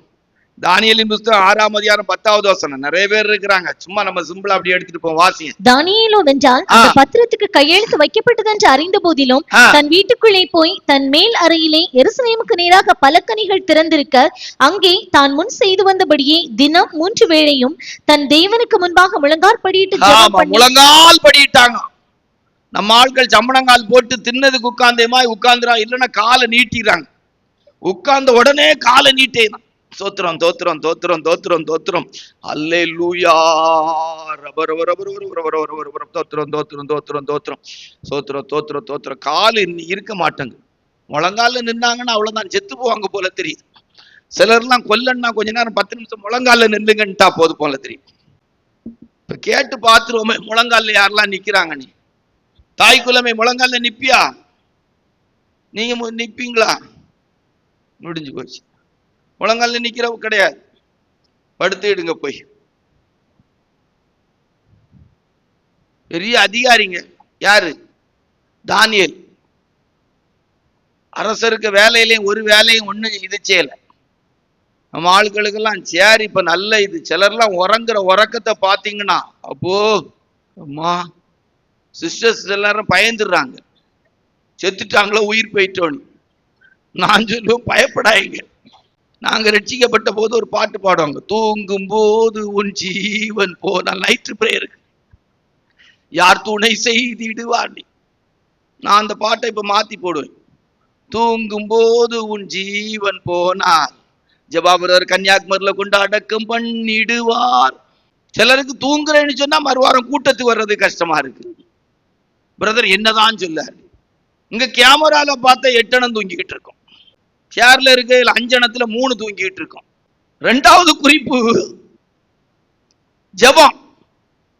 வயசானவங்க முழங்கால் போட முடியுது, வயசு குறைஞ்சவங்களுக்கு முழங்கால் போட முடியல. முட்டுல வலிக்கு, கால்ல வலிக்கு, எங்கெல்லாம் வலிக்கு சிலருக்கு. கொஞ்ச நேரம் முழங்கால் படிக்கிட்டு பழகுங்க. உண்மையா சொல்றேன், முழங்கால் படிக்கிட்டாதான் ஜெபம்னு சொல்ல வரல. தானியேலு பத்திரத்தை கையெழுத்து போட்டாச்சு, கொஞ்சம் ஞானமா நடந்திருக்கலாம். நம்ம பாட்டு பாடு, சிங்க கெபியோ சூளை நெருப்போ அவர் நம்மை காத்து கொள்வார். காப்பாரு உங்களை. கல்ல தூக்கி போட்டு போயிடுவாரு. ஒரு கல் உருண்டு வந்து சிலையை மோதிச்சுமா உருண்டு கல் வந்துடும். நில்லுங்க கொஞ்ச நேரம் முழங்கால நில்லுங்க, நல்லா ஜெபிங்க. எந்த வீட்டுக்கு போனாலும் உங்க ஜெபத்தை பார்க்கட்டு. அல்லேலூயா. சமீபத்தில் ஒரு சகோதரி ஒரு நாள் சொன்னாங்க, எனக்கு அதை கேட்ட போது ஆச்சரியமா இருந்தா. நான் அதுக்குரிய ஆளே இல்லை. ஒரு ஊழியக்கார், அந்த ஊழியக்கார் இருக்கிற இடத்துக்கு அந்த சகோதரி அடிக்கடி போவாங்க. அப்ப போகும்போதெல்லாம் அந்த ஊழியக்கார் ஜெபத்துல இருக்கிறத அவங்க பார்த்தாங்க. அப்படின்னு ஒரு சாட்சி சொன்னாங்க. போகும்போது உறங்கிட்டு இருந்தாங்க அப்படியெல்லாம் சொல்லல. அவங்க எப்போ போனாலும் பெய்தோம்ல அந்த ஊழியக்காரங்க ஜெபிக்கிறவங்களா இருந்திருக்கிறாங்க. அதை அவங்க மனதுல வைத்து அவங்க அதுக்கேற்ற விதத்துல தன்னுடைய வாழ்க்கையை பயிற்சி பண்ணிட்டு இருக்கிறோம் அப்படின்னு சொல்றாங்க. இது எதுக்கு சொல்றோம்? ஒரு தேவனுடைய பிள்ளைடைய வாழ்க்கையில எவ்வளவு எதிர்ப்புகள் இருந்தாலும் சாக்கு போக சொல்லாங்க, ஜெபிச்சுட்டு படுங்க, ஜெபிச்சுட்டு எழுந்திரிங்க. போகும்போது போற இடத்துக்கு ஜெபம் பண்ணிட்டு போங்க. வந்தா நன்றி உள்ள இருதயத்தோடு ஜெபம் பண்ணுங்க. அல்லேலூயா. ஒரு சாப்பாடு கிடைச்ச ஆண்டவரே ஸ்தோத்திரம் மன்னிப்பிட்டு இருக்கிறான்னு பைபிள் சொல்லுது. அல்லேலூயா. கிடைச்ச உடனே வந்தாலும் மண்ணோரங்கம்மன்ல மண்ணள்ளி போட்டதுமா வவுத்துக்குள்ள போடாதுங்க. ஜெபம் பண்ணி சாப்பிடுங்க. ஒரு கல்யாண வீட்டுக்கு போனா கூட ஜெபம் பண்ணி சாப்பிடுங்க. அந்த ஆளை கிடைச்சதெல்லாம் தின்னது ஊறுகாய் வரைக்கும் விடுறது இல்லை. சிலருக்கெல்லாம் சாப்பாடு சில இனிப்பு வச்சிட்டு போனாங்கன்னா அடுத்த ரவுண்ட்ல வரும்போது அவன் கேட்கான் வச்சிருந்தானி முடிச்சிடறாங்க. அது தடம் கூட இல்லாம ஆக்கிடுறாங்க. சில இடங்கள்ல எல்லாம் பப்படத்தெல்லாம் விடுறதே கிடையாது. நான் பக்கத்துல இருந்து நல்லா ரசிப்பேன். என் வாழ்க்கையில எனக்கு ஆண்டவர் தந்ததுல ஒரு பெரிய ஆசீர்வாதம்னா நான் நல்லா ரசிப்பேன். அது நான் இல்ல நீ பொய் சொல்லவே மாட்டேன். படைச்சவர் எனக்கு தந்தது. என்ன நீ தின்றாங்க நீ அப்பா. சில ஊருகாவை கூட விட மாட்டேங்கிறான், ஆக்கிடலாம். அம்மா நல்ல காலம். எந்த சூழ்நிலையிலும் எவ்வளவு எதிர்ப்புகள் உள்ள சூழ்நிலையிலும் சாக்கு போக்கு சொல்லாங்க. எவ்வளவு வியாதி பலவீனத்திலும் ஜெபிக்கப்படாங்க. 84 வயசு ஒரு அன்னாள் என்கிற ஸ்திரீ தேவாலயத்தை விட்டு நீங்காம இரவும் பகலும் உபவாசம் பண்ணி என்ன செய்தாங்களா? ஜெபம் பண்ணாங்க. நம்ம ஆட்கள் காலையில எந்திரிச்சு பால் வாங்க புறப்பட்ட நேரத்துல இருந்து ராத்திரி படுக்கிறது வரைக்கும் நடக்கணுமா நடத்திக்கிட்டே இருப்பாங்க. இப்படி நடையும் இடையுமா தான் இருக்கும். உட்கார்ந்துட்டாங்க நீ வைங்களாம், பிரேதம் தான். ஒரு மனுஷனாலும் எழுப்ப முடியாது. நடந்துகிட்டே இருக்கும். சில வண்டிகள் நாம கொடுக்கும்போது நல்லா கொடுத்துரும், வாங்கிடுங்க, திருந்தாது, கொடுத்துரு, அப்படியே சுத்திக்கிட்டே இருக்குது. கொஞ்சம் கவனமா இருங்க. ஜெபிக்கிறதுக்கெல்லாம் சாக்கு போக்கு சொல்லாங்க. அல்லேலூயா. எனக்கெல்லாம் ஆண்டவர் ஒரு நாள் அனுமதிச்சல. எவ்வளவு வியாதி பலகீனத்துல கஷ்டமான நேரத்துல எழும்பி உட்கார்ந்து ஜெபம் பண்ணிட்டு படுன்னு சொல்லியிருக்காரு. அல்லேலூயா. நீங்க நம்பினாலும் சரி நம்பாட்டா, எத்தனையோ நாட்கள் சொல்லியிருக்கோம். 3 முடிச்சிருவோமா? 4 3 7 ஆயிட்டுல. ஒரு வாரம் ஒரு 7 குறிப்பு பேசணும்ல. அல்லேலூயா. நெக்ஸ்ட் வீக் அடுத்தே பேசுவோம். அடுத்த 7 குறிப்புனா 1:30 மணி ஆயிரும். பாவம் டயர்ட் ஆயிரும். இதுவே வாங்கி வாங்கி கொஞ்சம் கஷ்டமா தான் இருக்கு. வாசிங்க லூக்கா சுவிசேஷம் 21ஆம் அதிகாரம் 3-4 வாசிங்க. இந்த ஏழை விதவை மற்றெல்லாரையும் பார்க்கிலும் அதிகமாக போட்டாள் என்று மெய்யாகவே உங்களுக்கு சொல்லுகிறேன். அவர்கள் எல்லாரும் தங்கள் பரிபூரணத்திலிருந்து தேவனுக்கென்று காணிக்கை போட்டார்கள். இவளோ தன் வறுமையிலிருந்து தன் ஜீவனத்துக்கு உண்டாயிருந்ததெல்லாம் போட்டுவிட்டாள் என்றார். காணிக்கை போடுறதுக்கு நம்ம ஆட்கள் சிலர் சாக்கு போக்கு வச்சிருக்கிறாங்க. காணிக்கை பற்றி பேசுறேன்னு நினைக்காங்க. இல்ல இல்ல, வீட்டு வாடகை கொடுக்கணும், அது கொடுக்கணும், சீட்டு கட்டணும். என்ன கட்டணும்? சீட்டு கட்டணும். அந்த தேவை இருக்கு. இந்த சபைக்கெல்லாம் வந்த நாள்ல இருந்து இனி என்னைக்கு போறாங்களோ, என்னைக்கு அடக்கம் நடக்குதோ அன்னைக்கு வரைக்கும் உண்மையே இல்லாத கூட்டம் இருக்கும். இது குறைக்காக சொல்ல வரல. கொடுத்தா இந்த மாதிரி கொடுங்க. அல்லேலூயா.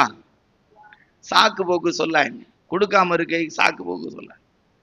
எல்லாம் சில ஏழைகள் தெய்வ பிள்ளைகள் இருக்கிறாங்க. என்ன மாய்ப்பட்டவங்க இருக்கிறாங்க. நம்ம சபையில எல்லாம் எப்படிங்க இவ்வளவு ஆசீர்வாதமா இருக்கு. சில தெய்வ பிள்ளைகளுடைய உதாரணத்துவமானது. அல்லேலூயா. சாக்கு போக்கு சொல்ல இல்ல. நான் நிறைய பேரை கவனிப்பேன். இல்ல, ஃபெய்த்தோம்ல உள்ள அனுபவத்தை சொல்றோம். காசு இருந்தோ இல்லையோ மாசந்தோறும் நம்ம கொடுக்க வேண்டியது இதுக்காக இல்லை, கொடுக்க வேண்டியவங்க இருக்கிறாங்க. ஃபர்ஸ்ட் அவங்களுக்கு கொடுத்துருங்க. யாராவது ஒருத்தங்க கேட்டு இவங்க இப்படி கேட்டு கொஞ்சம் அப்படின்னு சொன்னாங்கன்னா அவங்களுக்கு முதல்ல கொடுத்துருங்க. கொடுக்க வேண்டியதை கொடுத்துக்கிட்டு நமக்குள்ளதை பார்ப்போம். அல்லேலூயா. ஒரு ஊழியத்துக்கு போயிட்டு ஒரு 25 ரூபா வாங்கிட்டு வரோன்னா வந்து போகும்போதே சொல்லுவோம், இவ்வளவு ரூபா கிடைச்சிட்டுன்னா அவங்களுக்கு அந்த பிள்ளைக்கு ஸ்கூல் படிப்புக்குள்ளதை கொடுத்து வரும்போதே ஏதாவது திங்ஸ் வாங்கினா வாங்கிட்டு வந்த உடனே செலவு பண்ணிடு. எங்க கொடுக்கறதுக்கு மனசு தாங்க தேவை. அல்லேலூயா. சாக்கு போக்கு தேவை கிடையாது. அல்லேலூயா. நம்ம ஆள்கள் கொடுக்கறதுக்கு கொடுக்கணும்னு நினைச்சா மனப்பூர்வமா கொடுங்க. அல்லேலூயா. தன் ஜீவனத்துக்கு உண்டாயிருந்ததை போட்டாளாம். அல்லேலூயா. கொடுங்கிறதுக்கு உங்களை உற்சாகப்படுத்தி இது பேசல, சாக்கு போக்கு சொல்லாங்க. அல்லேலூயா. கொடுக்கலங்கிறதுக்கு சாக்கு போக்கு சொல்லாங்க. அல்லேலூயா.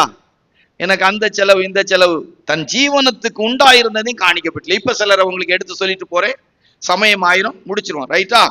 வேதத்துல வாசிக்கும் போது எங்க கொஞ்சம் போல மாவு எண்ணெய் இருக்கு, அப்படியே மூடிடும். சரியா? கொஞ்சம் போல மாவு எண்ணெய் இருக்கு. எவ்வளவு மாவு எண்ணெய்? நானும் என் பிள்ளையும் சாப்பிட்டு சாகிறதுக்கு. அங்க ஒரு ஊழியக்காரனை கர்த்தர் அனுப்பிட்டார், ஏலியா. அவர் வந்த உடனே முதல் அடைய எனக்கு